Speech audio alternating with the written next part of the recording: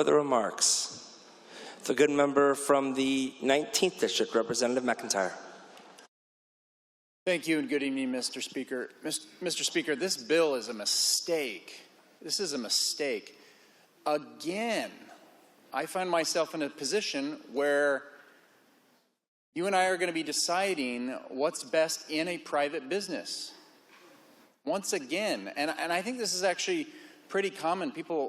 I get emails from people wanting me to be the arbiter, be the judge, be the Judge Judy in what's happening in their workplace and say, I didn't get what I wanted. Can you make a bill? Can you make a law that fixes it?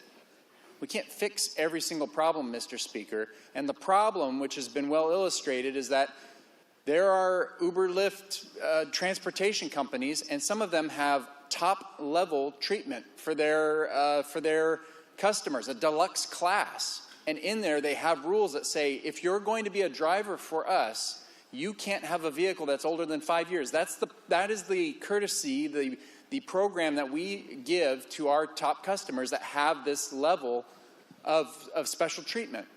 That's what's required to be able to drive that. You have to have a vehicle that is newer than 5 years. And some people say, well, that's kind of difficult. If I have to go buy a new car like that and get it paid off, okay, that's a difficulty. But why is it my job, why is it my place to go in and call balls and strikes and try to solve that problem? If someone has a car that's older than 5 years, do you know they can still work for the company? They can still be employed. They just can't be in that top tier deluxe bracket. That's all this is. So if there can be a resolution by the free market, why can't the free market figure it out? It can. If someone wants to be in that deluxe bracket and provide that service, they have to have a car that's newer than 5 years old. If they don't have a car that's newer than 5 years old, they can work at one of the other tiers of the company.